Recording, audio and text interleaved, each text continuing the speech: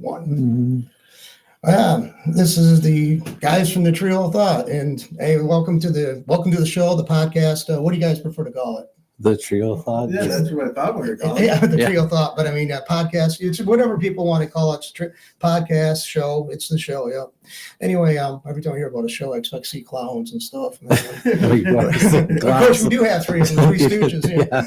Anyway, it's like we just, of course, we hope our friends are listening, and we hope some of our enemies are listening. We just hope somebody's listening. But but anyway, this is our. We just decided to do this, and we're going to do it, and anyway, we definitely want to have feedback. So we got a Facebook page you want to join up with, Trio of Thought up there, and we got other places. But I know you're going to kick me, but I don't remember all the places that right now. Go to Trio of Thought on Facebook. A Trio, yeah. And like it there. And anyway, so we're going to introduce myself. You might be familiar with me. You hear my voice on all the other shows that we do through All Points TV. I'm the Outrage Church, and I'm John Wilson. And to the left of me is Todd Faulkner, and I work with different companies all across the state of Michigan. And I'm Steve Myers, and I've been helping John for like 20 years. Yeah, he's the silent partner behind the scenes.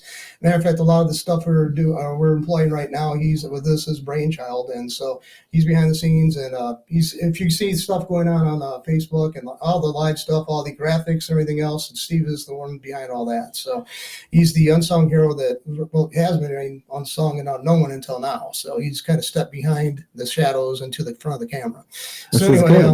So anyway, we got stuff we got on here. We said about the election cycle starting up, and that's because after Labor Day that starts in earnest, and it's in November, and of course a lot of people are going to be diehards, even though they can't demonstrate where either party's done any of them particularly too good.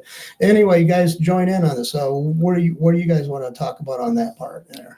Well, I don't know. Let's talk about my thought is let's talk about what happened on August 26th. August 26th. Okay. Okay. Do you remember? I mean, I don't know if you got briefed about this, huh?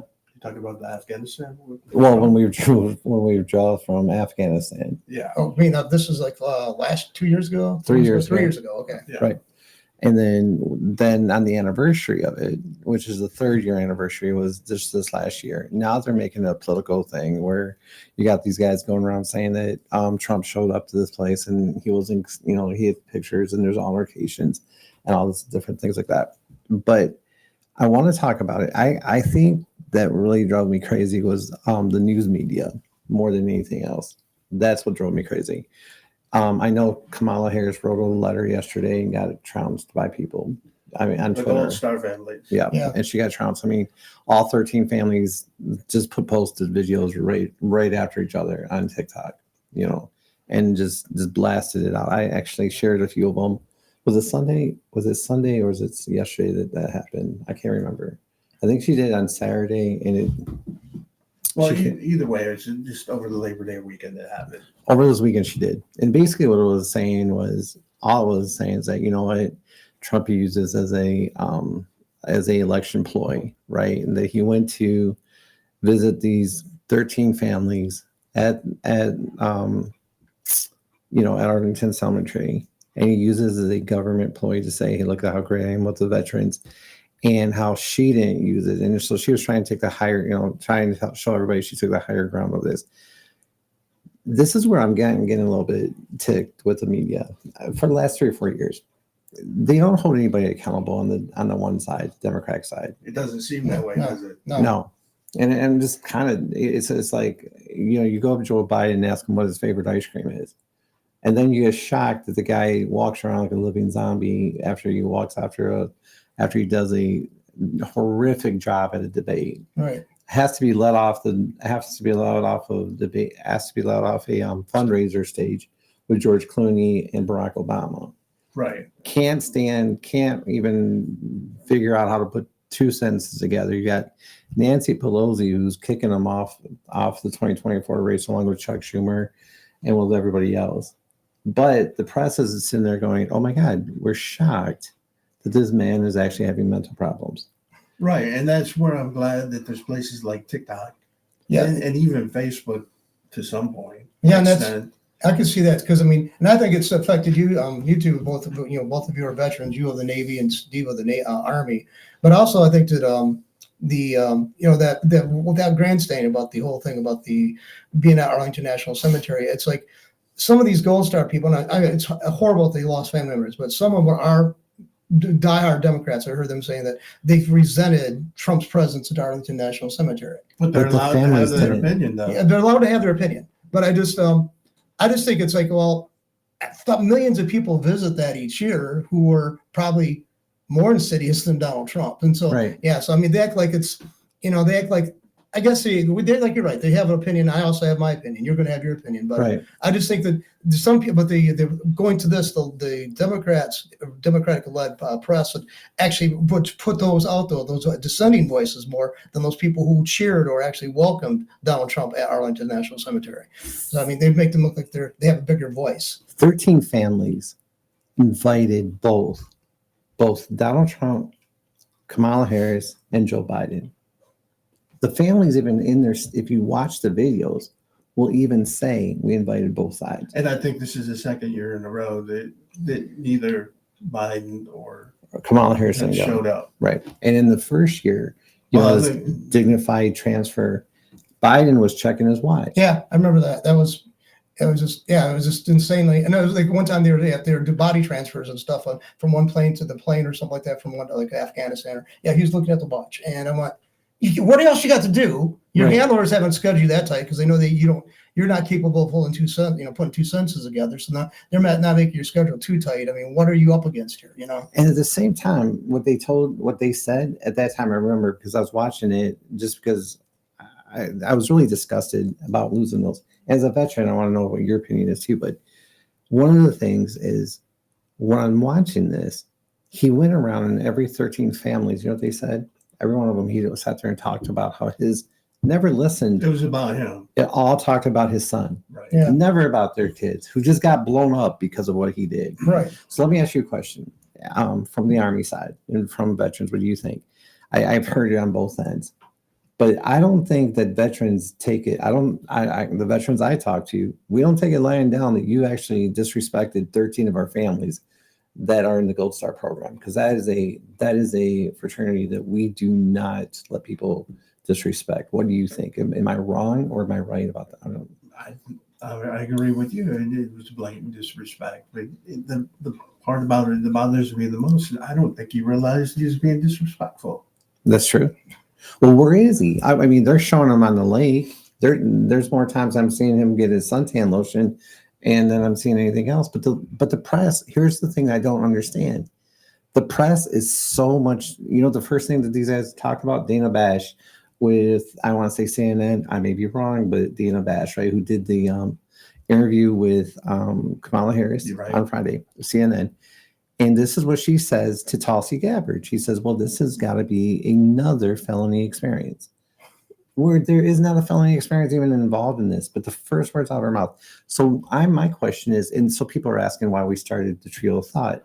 It's because of that. Right. It's because of, sorry, but bull crap that's going on with all the stupid.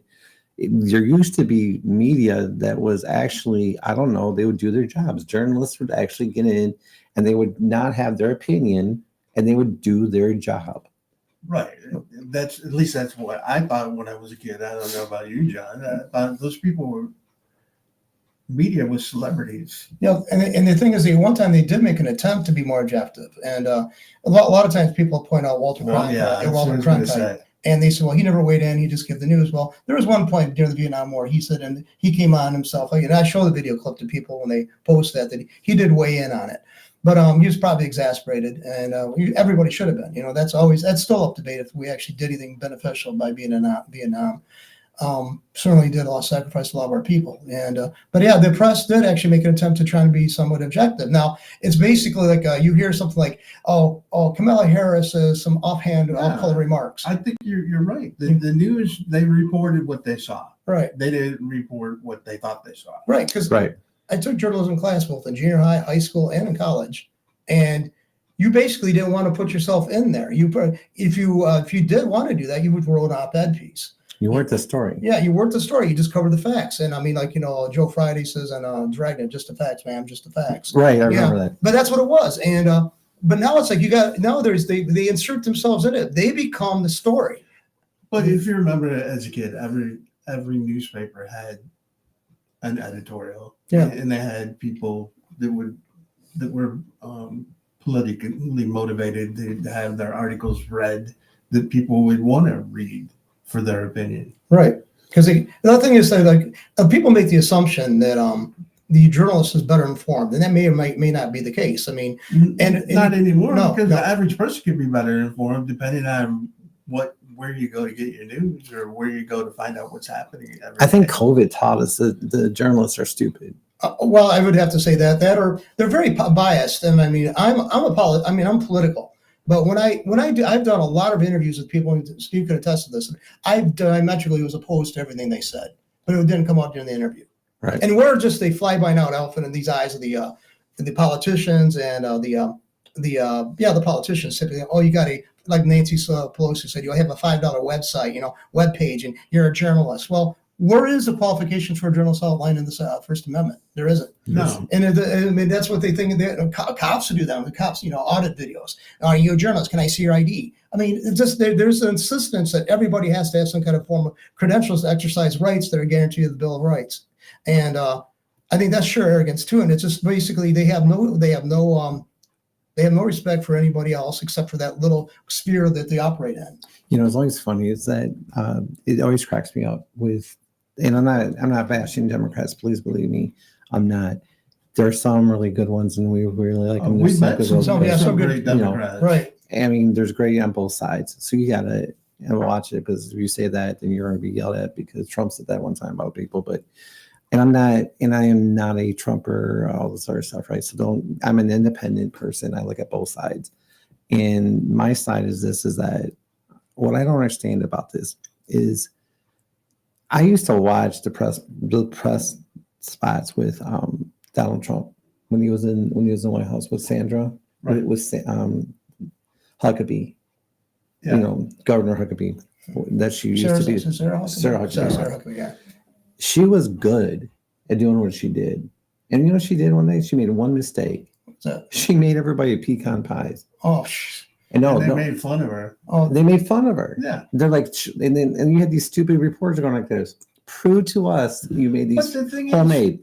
I'm looking at the woman going, prove to me that you're on a diet. But the way that she put out the information, it was straight down the middle. Yes. It wasn't, if it was bad information about Trump or it wasn't something that made him look good, she still put it out.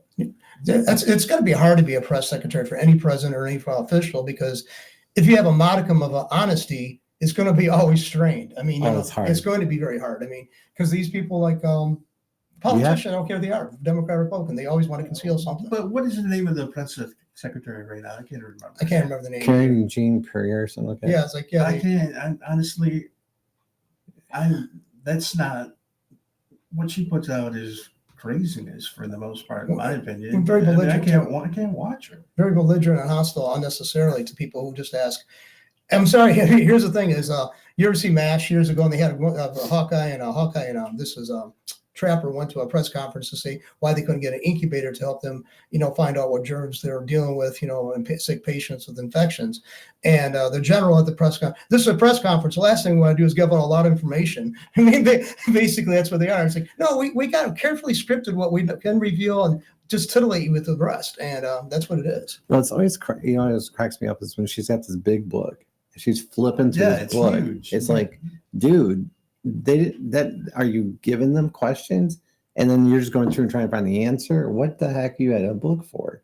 Why can't you get and then it's always like, well, you need to talk to this person. You need to talk to them. Then bring that person in. Yeah. Bring these people in. And that's always fun because they're like, well, we can't answer that question right now. What are you doing in that department? But get back to the Gold Star families.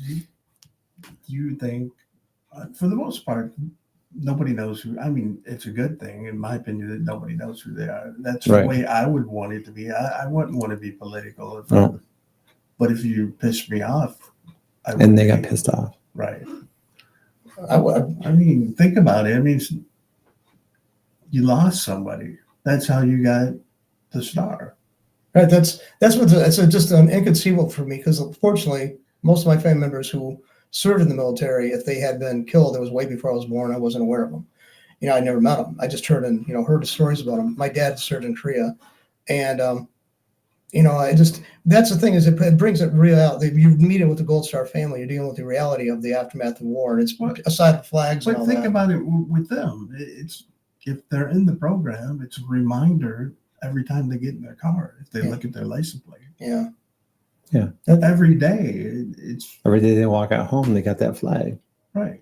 Yeah, it's a hard thing. And we've asked this too many times for our people to endure this. I mean, it seems like once we get out of war, our politicians find a way of getting us into something that really has no real connection to us to throw our people's lives behind. I don't understand. And our favorite politician is Lindsey Graham. Yeah. Oh yeah, he wants war all time.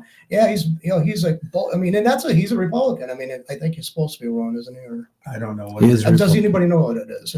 He's Republican, but him and Joe Biden. Think about this: him, Joe Biden, and John McCain, and who else was it? Was it Mitch McConnell at one time? Possibly.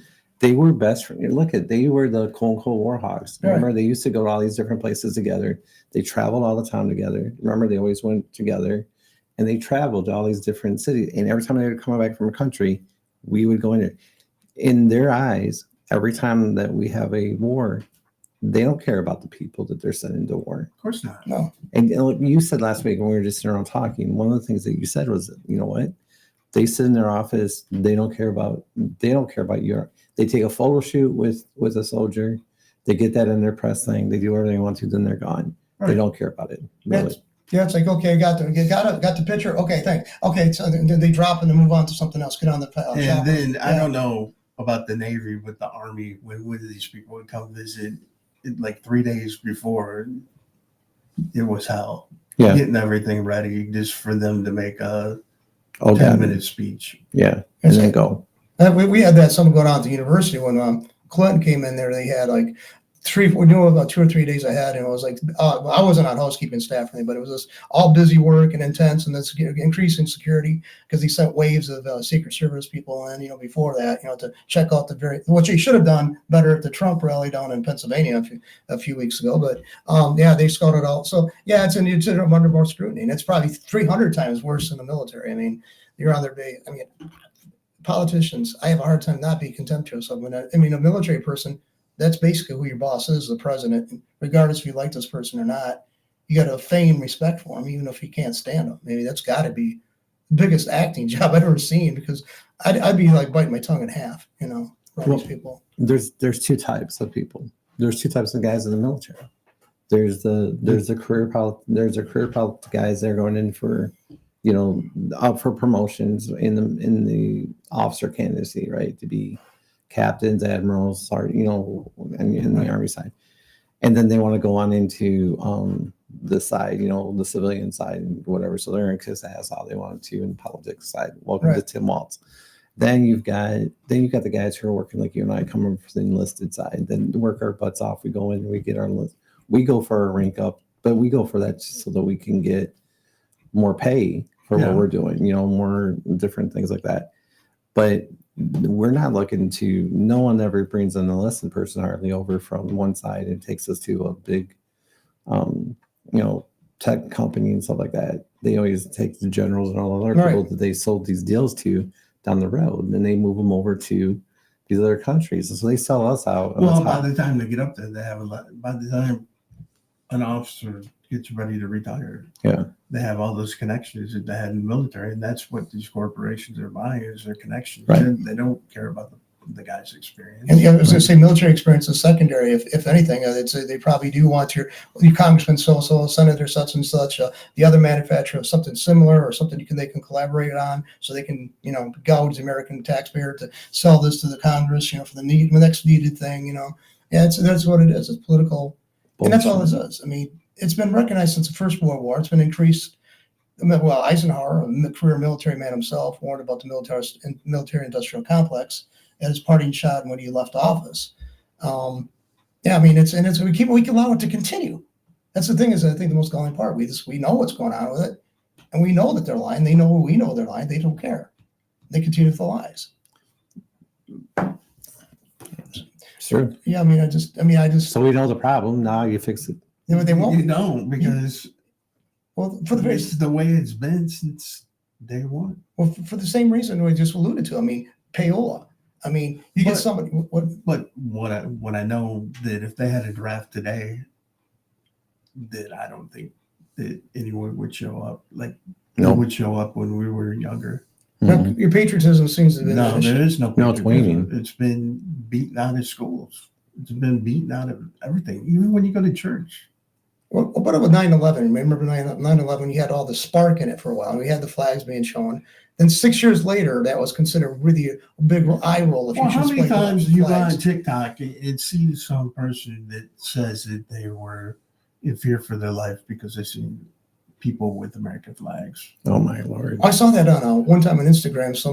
Some guy was at a beach and they had American flags at the beach, and he goes, "Oh, we all know we're in the United States. Why do we have to have this display of nationalism?" Oh, that's You know a what? horrible thing. You know, there's a thought about that goes in my head. I just think, you know what, if you don't like it, there's the door. Right. Why the heck are you here? Nobody's ever gonna.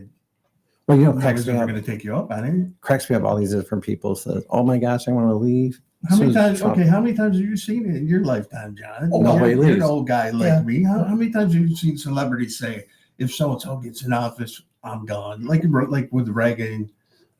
It's just nobody leaves. left. Yeah. No. Rob Reiner, or the guy No, who's he a was comedian. he was going to leave like 5 times, wasn't he? Yeah, right. Well, now he's saying if Trump gets back in, he's going to immolate himself. Which, hey, that's cool, Rob. You know, if you do that, Rob, let us know where you're at. We'll send a tanker truck full of gas. We want you to do the right job. I mean, I'm sorry. I mean, you're going to immolate yourself. Okay, think about it's like I am so important. You can't live without me. How arrogant! Hey, These show was on years ago. I mean, for the dummies like me, you want to explain what emulating means? to burn yourself off. Okay, thank Yeah, it's like you douse yourself with gasoline. They used to do that for the. I mean, okay, He wants to burn himself. that's up. what he said. He's going to immolate himself. I went, oh, That's you're how going to do stupid this. you are. Yes, I mean, it's like this basic temper tantrum. It's like I'm so important, you can't live without me, dude. The last time you were even relevant is when you're on All in the Family, and that was the late '70s. Okay, And I didn't even think he was relevant then. well, he was. He did do the I- Princess Bride. I really didn't like him. Oh, he was up. I know in the family. Oh, I didn't couldn't stand his his character. character. No, I didn't like this Yeah, character. well, he was up. That was him. I mean, it wasn't No, him because acting. he believed in what he was saying and nobody else could have an opinion. Yeah, that's. Oh, yeah, and he. Another thing is too. Like he told one time him and Archie. By the way, Carol O'Connor, who played Archie, was even more of a liberal than Rob Reiner. That's what Rob Reiner says now. But I don't yeah. think so. He could have been. see. But you never first- knew that was because he was a good actor. Yeah, well, he But was. that's just like what I was telling you when they asked Elvis Presley his opinion on something on politics, and he said, "I'm just an actor singer. Nobody cares about my opinion." Next question. I think as a person, you're going to have your political views. And Yeah, but he realized that he has a fan base, Right. And Republicans and Democrats like him. Yeah, I mean, I think that if I had the national attention or international attention you could possibly have, maybe we can do that with this thing. But Yeah, okay. that'd be cool. But that'd be cool. Hey, delusions are grandeur always works Yeah, great. okay. Hey, that's great. Three ball guys. You That'd be could good. be the brain, and I'll be Pinky. Right? We'll take over the world. Yeah, why We've not? got it all. But if I could think of it as a national prominence and I was doing well, especially just entertainment, not something like we're weighing in on stuff, but I would just say yeah, I'm doing something good by just letting people escape from what their mundane lives are, Right. Yeah. and my mundane life is I'm getting a good paycheck for Because doing this. plus you've got enough money that it's not going to affect you anyway. Who the president is or who your senator is. Yeah, let's face it. People say money can't buy you happiness, but if you got enough money, you can get the hell out of areas can buy that are you much better. stability. Yeah, stability, options. Money's options. That's Yeah, right. Yeah. It doesn't really buy you stability. That's the Well, problem. but you know what I mean. Right. But if you got that kind of money and It you should buy manage you. it well, But like, look at Matthew Perry. He had all the money. He when had it tons of money. drug and It was gambling, drug. wasn't it? And he was a mess. I think if I was a multimillionaire, I'd find better things to spend my money on than in drugs. But That's what they seem to do. it's just funny. Matthew Perry, you bring in somebody from the 90s Right. up because you can't think of anybody who's relevant who is famous today. Yeah, I mean, well, the brief ones you do on social media, like somebody, the Huck Towel group, and what girl, like Haley or whatever her name was. Hot Towel? Huck Towel. Tui. Kamala Harris? No, not Kamala Harris. Say, I don't want to go into it. But anyway, she said something sexual, and it made a big splash. Now she's got a huge following and all kinds of offers for different. But good for her, right? Yeah, right. I mean, it's not hating on it. Yeah, I mean, it was. But I mean, that's what it's like. If it makes you money, and she did it, and it was. And she didn't expect it. I mean, it was joking, wasn't it? It was it's just a joke. Interview that took off. It was hilarious. Said about spitting on something. Yeah, and it's like I remember one time Drew Carey was being interviewed by Howard Stern, and he was like berating, he was not Drew Carey was saying about the fleetingness of his fame. And Howard Stern said something. He's not really considered, I could say, a sage person. But he said, just enjoy it. Let it run out. We know it's going to run its course. You have the money. Enjoy all that fame. If it fades, it fades. Right. And I think that's good. It's like my football player analogy that we were talking about the other day about all high school. The football players, the basketball players, and what happens to them when they graduate. That's it. It's just that big balloon just deflates. And you and I were just, I don't want to say normal people, but just average people going through high school. Yeah, we didn't have any adjustment. No. Other than we were happy we didn't have to go to school anymore. Although that wasn't an adjustment. But we both went to college. Yeah, we went to college. I mean, I enjoyed high school. It was a good place to kill 5 hours a day. But it's the same thing. Right? That bubble's gonna burst someday. Well, yeah, and it's like I love that too. Just a couple months ago, we had all these big open houses, and you're celebrating the most easy achievement you ever had in your life, and now you're making a big deal on people giving you envelopes with money. They still do that doing open houses. Okay, because but I just like even when I was high school, I didn't do anything. I just showed up. I mean, I didn't put really effort into it. I mean, that's pretty telling. I guess. But now they go, I got cash out. You say, well, I can't be there. Well, I got cash out. I never thought of that. Yeah. Man. Don't worry about my food. You don't have to come. You don't have to come. Just cash at me. I don't remember anyway. Mom and Dad said to recall your name for me. But. Because we were talking, a lot of stuff that we used to do, kids can't do now. No. They can't do. Remember the candle sales and the Tom Watkins sale walking around the candy sales? Yeah. They can't do that now. Because somebody could cash app or whatever for school. Everything's done online because we were talking about how to maybe make money by selling, but he explained you can't do that anymore. It's like, in a lot of ways we kind of a lot of things like kids used to do to make money. No, they don't have the option. You can't just go up to somebody's house and ask them if they want their lawn mowed. Oh, good Lord. You might get beat up. Oh yeah, it's like it's so there's a good side, a bad side of this technology, but the world's changed so drastically. Yeah, because you can't trust people now. They might offer to mow your lawn really cheap just so they can look in your windows when they're cutting grass. They're looking at everything you got. Of course, I grew up here in the neighborhood, so that always was a great remote possibility back then even. But no, I just think the kids do have it harder. Could you imagine? I was kind of a social outcast. But I could come home and I didn't have to. I could put that behind. Did you mow lawn for money? Because I know I did yard work. I had 3-4 jobs. I didn't really do it for money. I lived in the house. 12 years old, I started. But did you? I mowed my neighbor's lawn and got paid. They live next door to me. But then I got beat up by my mom, and she said I should be doing that for free because she's old. Yeah. So I had to go give the money back anyways. So we had 3 rental houses side by side where I grew up. So I had to do all the mowing anyway. The 2 rental houses because they're ours, and also did you pay? I lived at the house, so it was going to my parents' house. So it's like, okay, I got food, clothing, and I don't have to really pick my stuff. He was the boy. Boy. It's like so. That's he didn't get his name until he was the boy about to graduate. Now that you're graduating high school, your name is John. Yes. Yeah, it's like, he didn't tell you that. He was the boy. It's boy, like, go out and mow. Yeah, boy, do that. No, it's like my mom knew my name all too well. But no, I mean, I never thought it was a bad thing to do, to have responsibilities. I mean, I was old-fashioned or maybe stupid. I don't know. It's like, this is part of growing up. My mom told me this one thing. I hate to get up in the morning. And she goes, I said, why do I have to get up in the morning? She goes, you're going to have a job in the future. And even if it's not going to be real early in the morning, you're going to have to get up some point to go to it. That's going to be your morning. You're going to just have to get used to that, So that was sage wisdom, by the way, Mom. Thanks. But, it's true. It's hard to teach you now. That is the hardest thing to teach your kids today. I've had to try to teach that with my daughter. Okay. And I'm now trying to teach that with Andrew, and it's not the easiest thing. I was like, I don't know, I don't want to give it too much. What's the ages of your children? My daughter is 28 years old, and Andrew is 11 going on 12. Okay, wow, that's the wide span between the two ages. Yeah. And he, so when I met him, he was 8 years old, going on 9.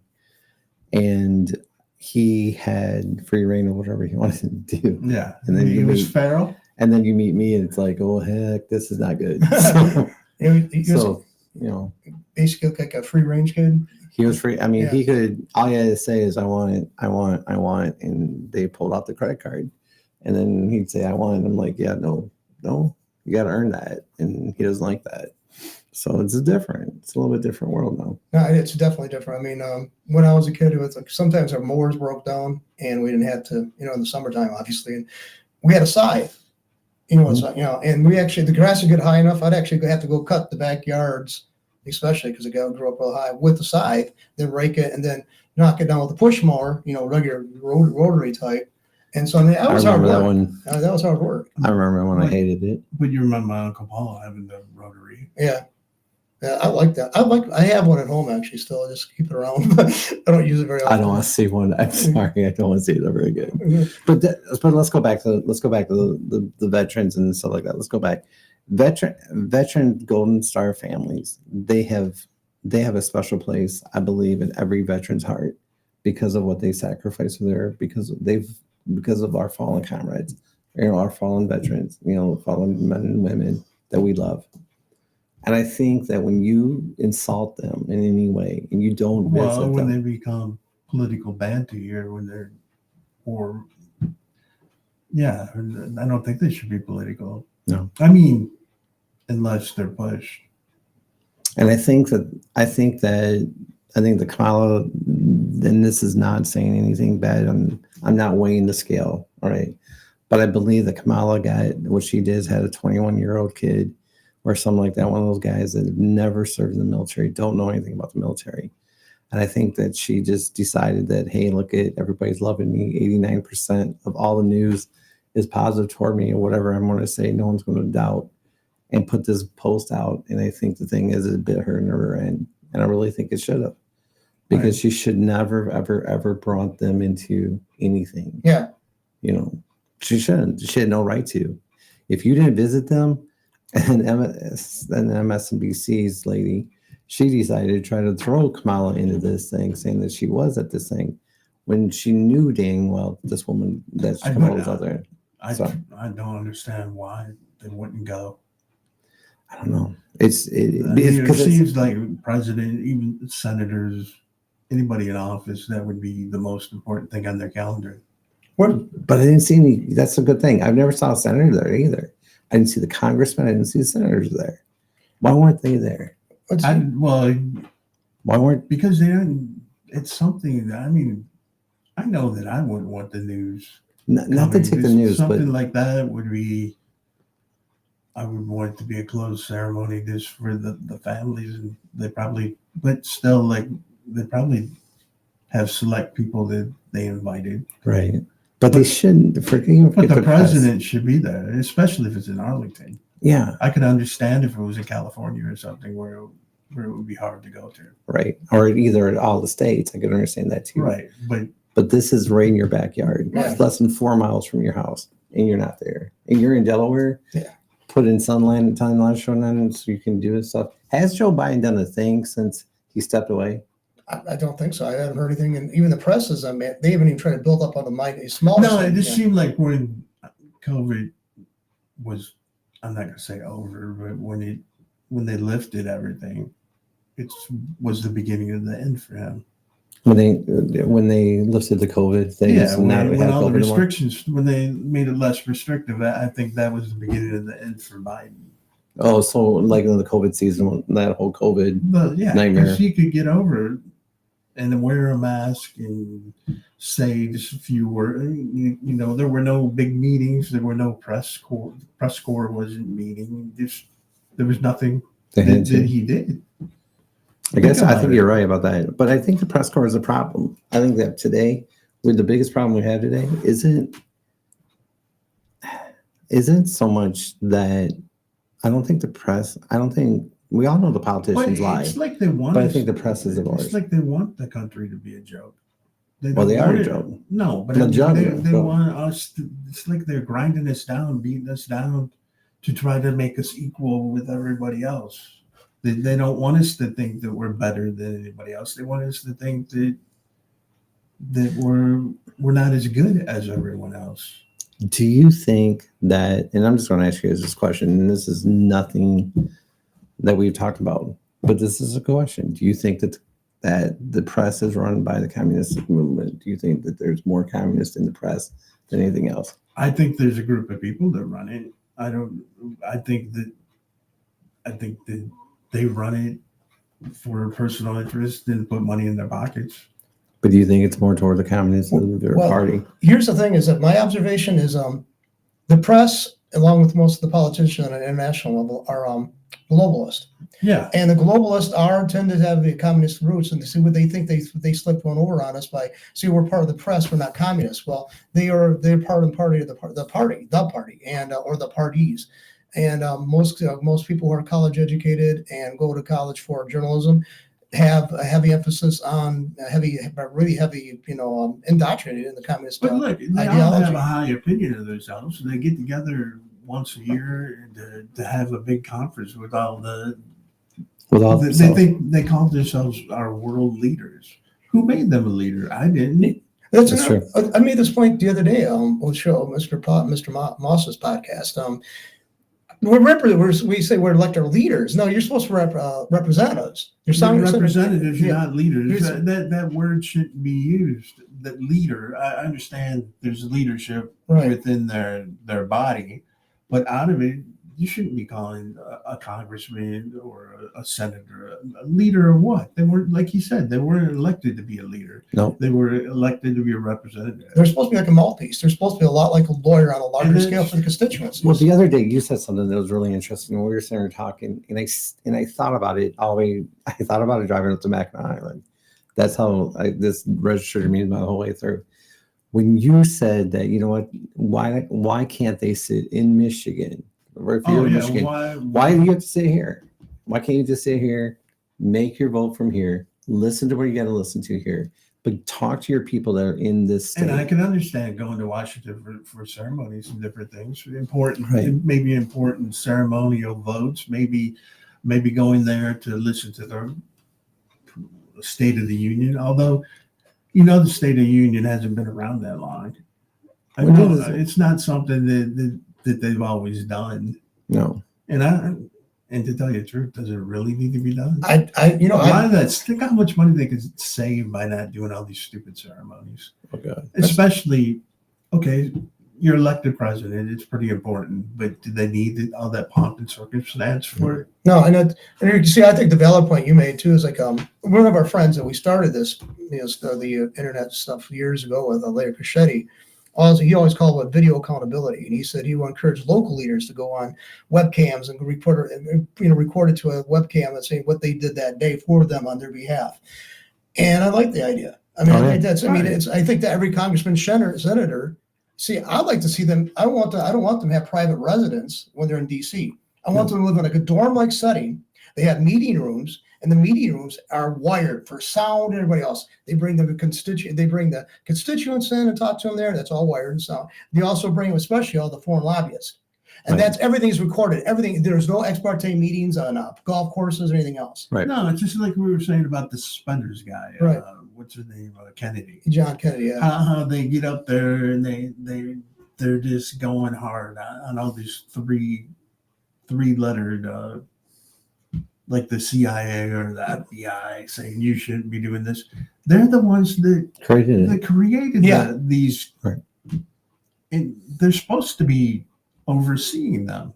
They shouldn't be coming and reporting to them, and they act like, oh my God, I didn't know you were doing that. Well, the question I always get is like, when you watch it, one of the funniest things is they ask a question, and it's like, well, I can't give you the answer right now. Why can't you Well, give them the answer? It's like, okay, didn't you call for this press conference? Didn't you have the time to prepare for it? What the hell have you been doing? Well, I don't know. The Democrats take 25 days or 36 days for a press conference. Right. Here's my question. We go to war. It's going to take them 36 days to tell us we're at war. Yeah, it's like, we got to make sure our story's straight. Basically, that's what they're saying. I mean, you elect Kamala Harris as president. It's going to take her 36 days to tell you that you're at war. It took, how long did it take for them to tell you there's a white balloon, spy balloon, A week or so going before across the It was a country? weather balloon. Yeah, it was a long? weather balloon. Yeah, gathering, and they finally decided to take it down. Well, so you know it's a weather balloon definitively. Then why'd you take it down for? If that's all it was? Because they weren't telling you it was a tornado coming. That That had to be one of the most stupidest things. But you're right, though, in that part is that they think we're stupid. I think the press But thinks that like you're I said, stupid. that's a good thing about like TikTok and Rumble, and that our news gets to us faster than they can get it to us. Yeah. Like when everything that was going on in Hawaii, the first thing I did is went to TikTok, and there was Stop. people live streaming from Hawaii explaining everything that was going on. And you didn't get it from the news. No, No. I don't get anything from the news. No, I because don't watch Fox. I'll never watch Fox News. The only thing that will show on that, like Gutfeld, that's it. But I watched the 5. I watched the 5. I can, well, don't because watch. Gutfeld's on it. Yeah. To see, I like to, man, but I don't have cable TV But anymore, as so I don't far watch it. as You- I remember when, what was it, HNN? What was it before?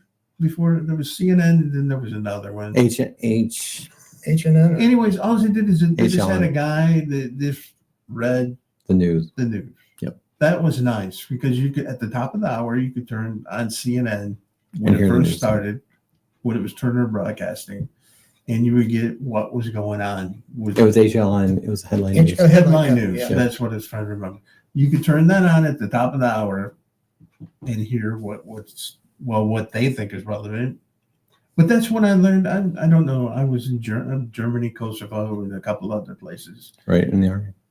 Their news is world news. When you turn their news on, Mhm. you hear everything that's going on around the world. And you're not listening to commentary. It's No, still you're time. not. We're here in the U.S. The most important thing is New York, Chicago, LA. and L.A. Right. That's what if it's happening there, you're going to know about it. Right. But you're not going to hear what's going on in France but if you turn on German TV, you get everything. Well, okay, let's play the devil's advocate. See, I would say though the Europeans are they're more aware of what can go in one country can actually impact the other because they're so close together. You brought that point up, how small Europe really is in comparison to the United States. And so let's face it, I mean, you can drive like through the Netherlands, an hour, through the Netherlands in an you can hour and a drive half. one side of Germany to the other side of Germany in a couple hours. Right. So I mean, You that's can like, drive top to bottom with I think like 6 hours, probably less now. well, I used to talk to a woman in Great Britain, and I checked up. I wasn't like a great geography Maybe expert. 9. But it was like I checked out the size of England, England plus Scotland and stuff. And Michigan's like it's like a couple thousand feet bigger, But yards most people bigger think than that. these countries are huge. Right. And that's why I don't understand is how can they have the same GDP that We do. we do?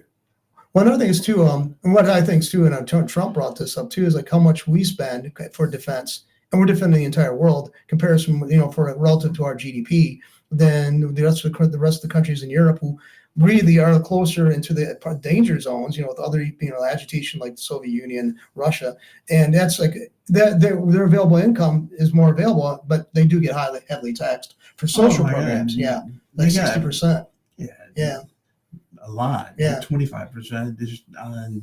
There's all kinds of taxes in Germany on things. Well, like Sweden, where the group Bob was from, Sweden.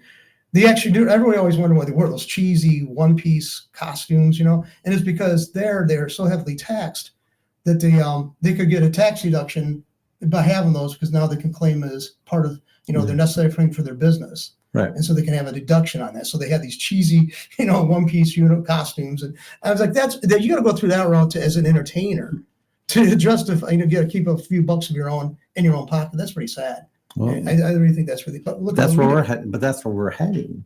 Well, it's like everybody wants to sit around though. You see, this person should pay more, that group or this group, or we should start taxing churches. Why don't we just start saying, okay, where is the money we are being taxed at now? Where the hell's that going? Well, I can tell you where it's going. That's going because America's got politicians who want to be a sugar daddy to the rest of the world. Right. Honestly, and I'm sorry, but it is. We want to pay people who hate our guts.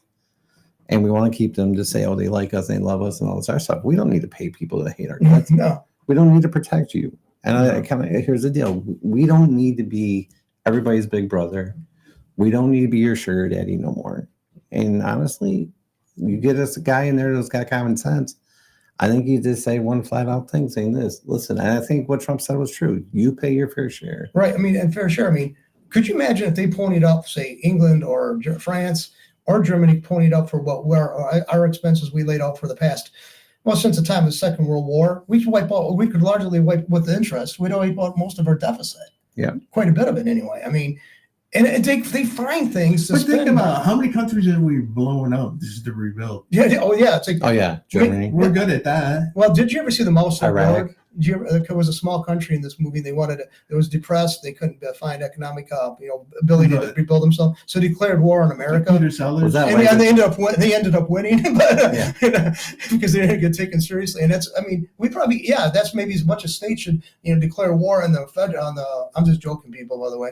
But I got to say that because you don't know who's listening. But yeah, I mean, we'd be better off if we made enemies of our own people, and they kill a few of us, and then they rebuild us because they're not concerned. And another thing is too, they come out on stage and especially the Republicans, they declare their support of this country. The one I'm talking about. Yeah. And oh my God, it's like that's the first thing out of their mouths. And to say the American people. Yeah. The American people supported. Yeah. No, you do. You do. You because you're making money on the arms sales. What about when he got his feelings hurt with Syria? When Barack Obama? No, well, he got his feelings hurt. And then Lindsey Graham got his feelings hurt. That's like his favorite go-to is Syria. Yeah, Syria. It's like everybody. I mean, it's like, okay. Why don't you worry about your state more than you worry about Syria and Ukraine? Do you remember a guy named Patrick Buchanan? Yes. Yeah, I loved him. Yeah, loved him, but I liked his views. Because he wrote a book called Republic, Not an Empire, and that's what the United States is an empire. We have colonial things in place, and we did have in Guam, the Philippines, Puerto Rico, and Canary Islands, all those, and we did exactly that. I mean, we become we broke away from. We detested as an American the republic we were. And he was trying to stop that. He was a Republican. And I had one friend who was an ardent Democrat, but he had severe admiration for Patrick Buchanan. Right. Because he never changed his views. No, he never did. He said, this is a republic, not an empire. We're not supposed to be the expansionist government. Right. It's all part of the one world government. And I know people, I guess it's not by the way, folks, it's not a conspiracy. It's not a theory or a conspiracy. It's factual. Okay. Just look at the way the corporations are ran and who sits on these boards of these multinational organizations. The only reason why a person wants to be a multi-country, open borders, is because you're bought out by a lobbyist firm that's making you do that. Because honestly, if you're a business that's made in America and you're built in America and you make American things, this is why it is driving me crazy with the top of the union, UAW, sitting here supporting everything and pushing this down everybody's throat. Because what he's doing is he's pushing the jobs of the union right out the door. Yeah, that's what they always want to add. I mean, we saw that in Flint here. The unions were needed, the UAW and all 1937. Then they're needed.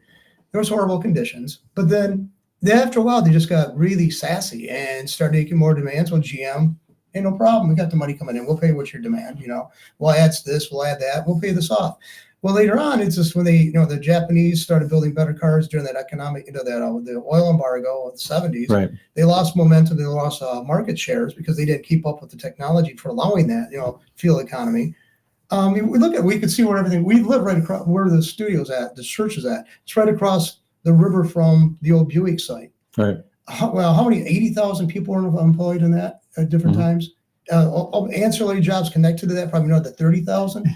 In the 1990s, how many people we lost in the 1990s? 80,000, 45,000, I think it was. Yeah. Yeah, and they were pulling this. But whose fault was it? Who did they blame when GM pulled out? The leadership of Flint. Right. They blamed GM. Well, they didn't blame themselves. No, they didn't, because let's face it. Every time they I hate to tell you this, but they say, well, everybody should pay their fair share, which is never decided upon. You notice that, especially liberals, somebody should pay their fair share, which means they make more than I do, so that means you should give them more. I should get the value of what they got. That's what it is. It's resentment, and that's all it's based on. But they were good for our economy because one GM worker, was it 7 or 10, equaled like 10 jobs on the outside. Yeah.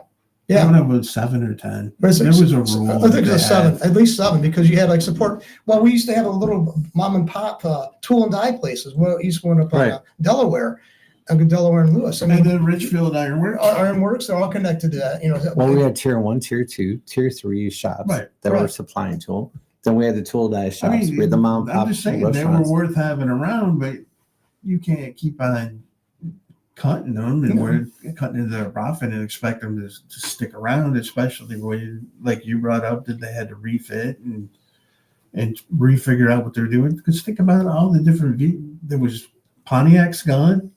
Yeah. What else is gone? Buick. Yeah, Buick's gone from. They still make them. I think they're Mexico, but they're not here. Right, they're not here. But I'm just thinking about all the different car brands of GM that disappeared.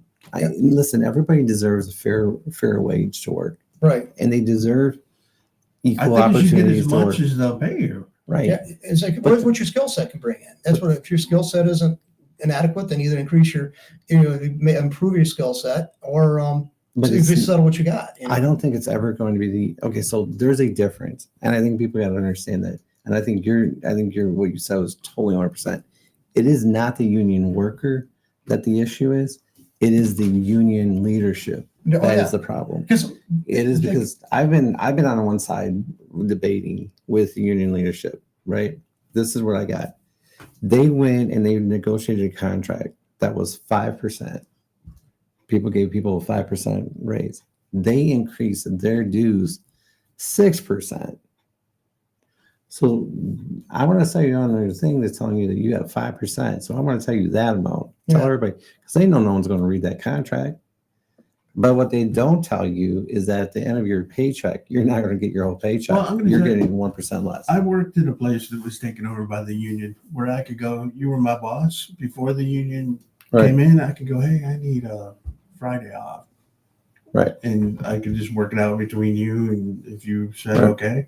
But after the union came, I could no longer do that anymore. And also, they were just volunteering pay raises every year with the what's that called? When the economy, the bonuses and stuff. No, they would do it with whatever the percentage of every year, cost of living. They would just voluntarily give it. They had to wait like 6 months. They lost out on like 3 pay, because what happened is when it begins negotiations, everything freezes. All the pay raises. They missed out on like 3 pay raises, waiting for the union to take effect. Yeah. See, another thing is it's not that great.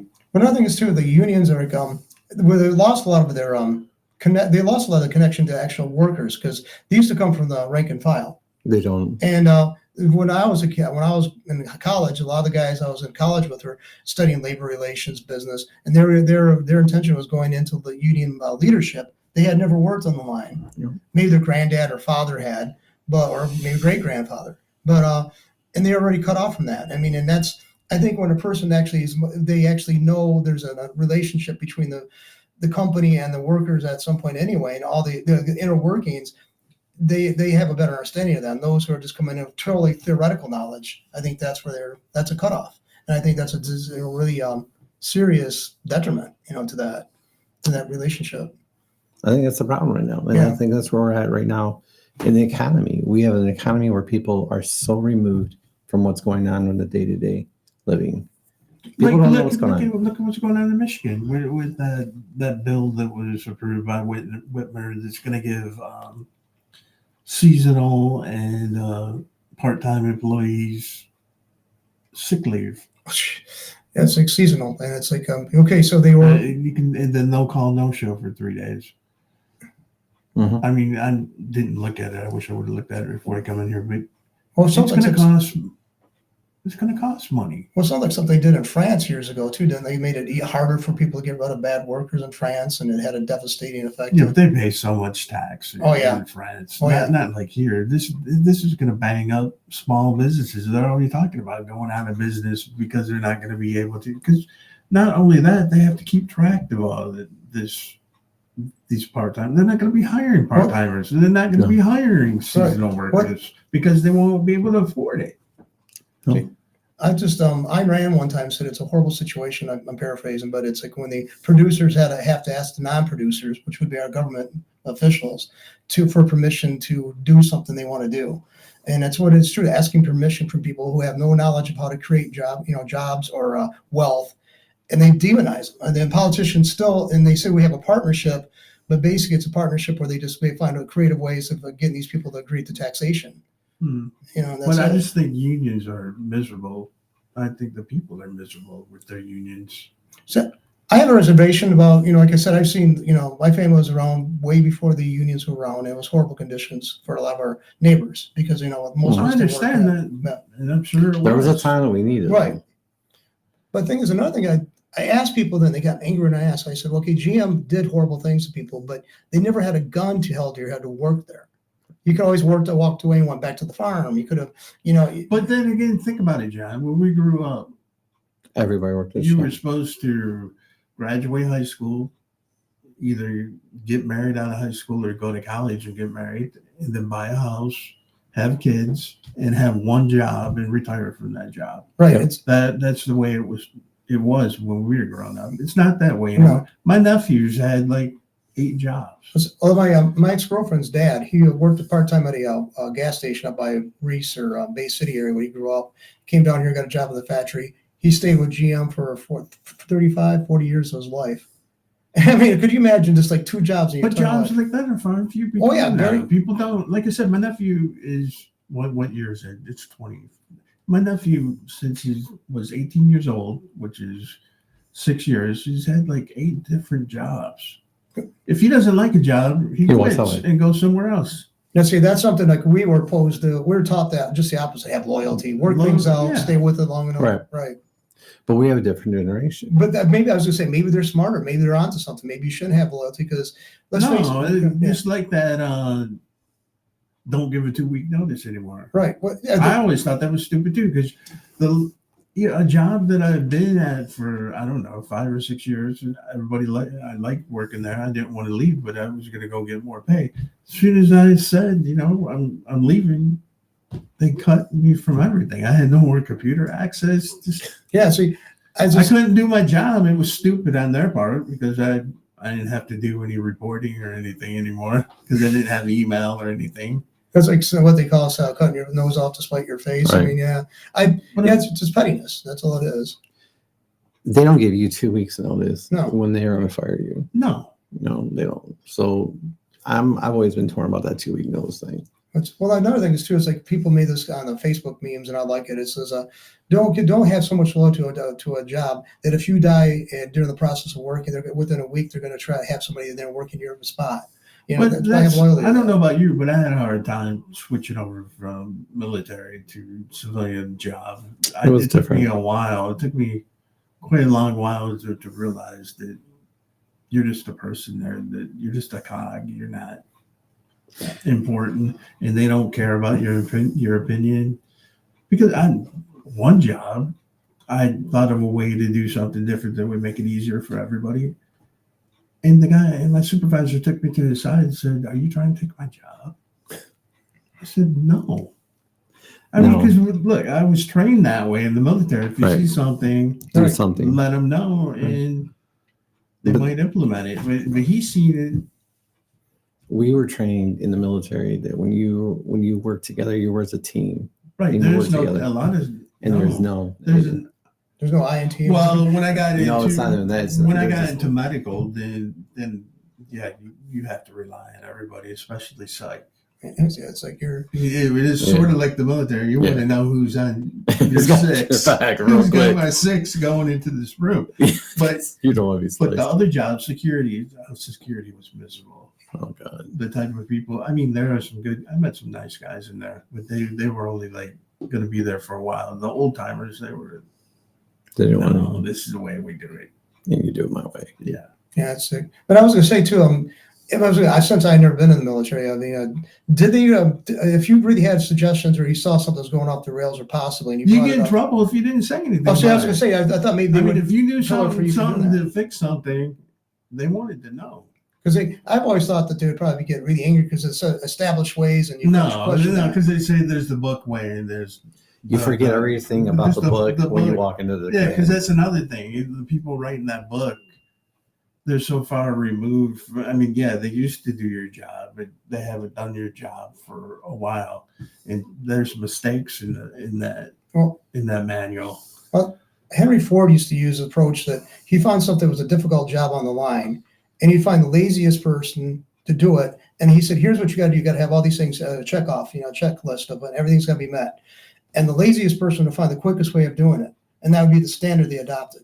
Right. So they would eliminate unnecessary steps. And I used to use that when I was working at university. It's like train people to let's cut out a lot of steps. Right. And it made things a lot easier and become more. You want people like to just move out of just a habit. Right. Good habits. You have to develop the good habits from the onset. Yeah. And we'd have very few problems the way we trained them that way. But it was a great way of doing it, is take the lazy person's approach. Yeah. Because that way you can actually have more longevity of people, sticking around and, retainability. We've spent years, I think over 120 years, trying to figure out how to get people to work in a different way. We've tried so many different approaches. Everyone does.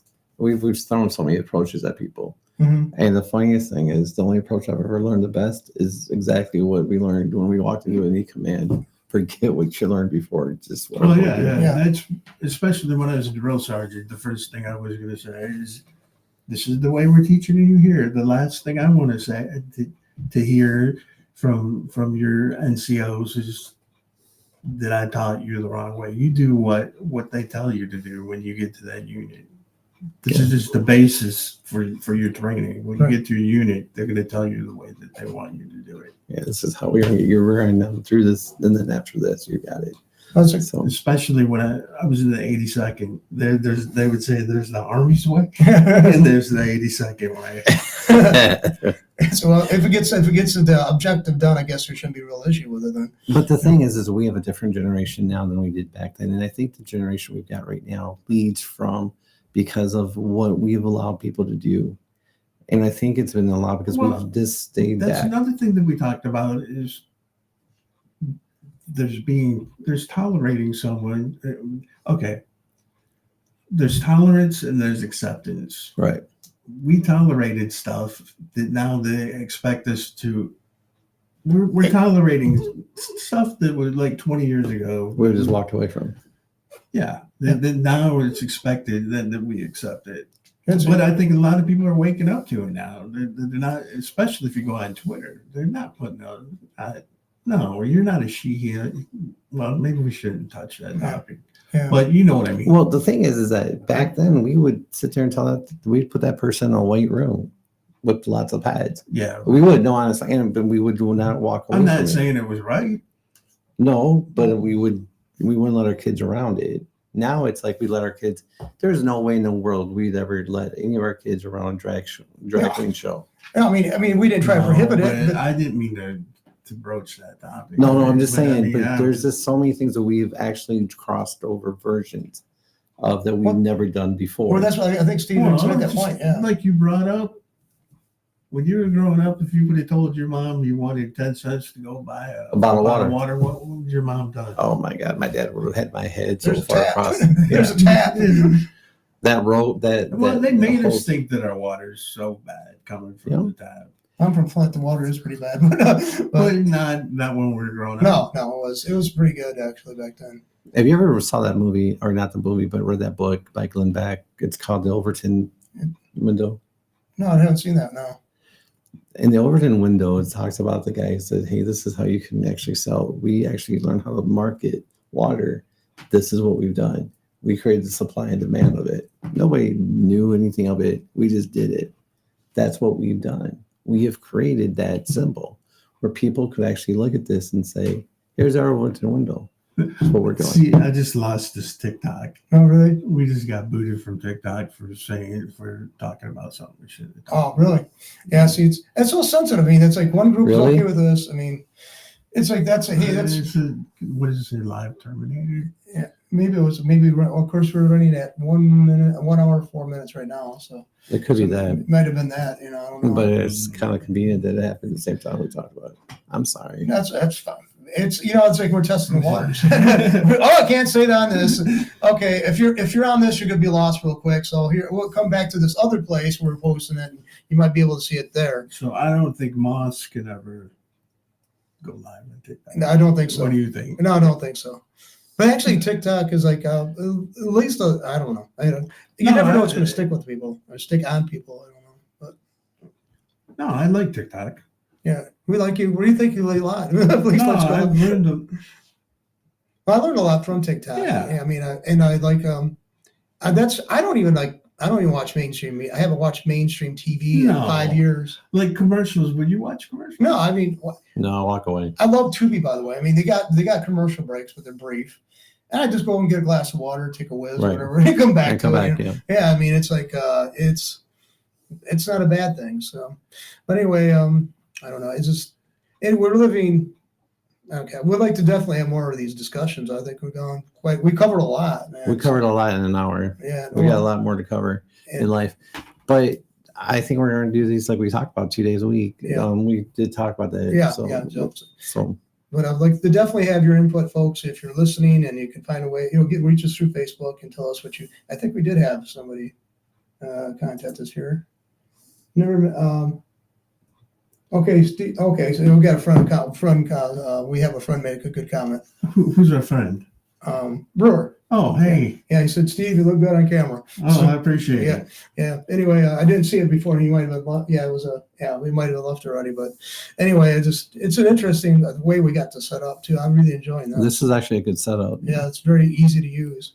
But so you think we should wrap up the conversation today? And What do you think? I mean, yeah, Since we got kicked got off. kicked off TikTok. TikTok. But, We did our purpose. We kicked out. we found what we could do and not do on TikTok. Yeah, we will not talk about sexuality at all on TikTok. Sorry. And I think that's probably and the thing is, it's sad that you can't talk about everything because when we grew up in the 70s, within reason, not swearing, they brought up every topic on sitcoms and everything else, and I think that was great. Even the left had more cuss and more willingness to actually allow people to examine what they're saying than they currently want to. yeah. Yeah, that's a bad commentary right there on things. But We I can't think, censor everybody. I think we should probably wrap it up. Yeah. Huh? Let's wrap it. Okay, we'll hope to see you again real soon. See you next time. Have a good one. Thanks. Bye. Good.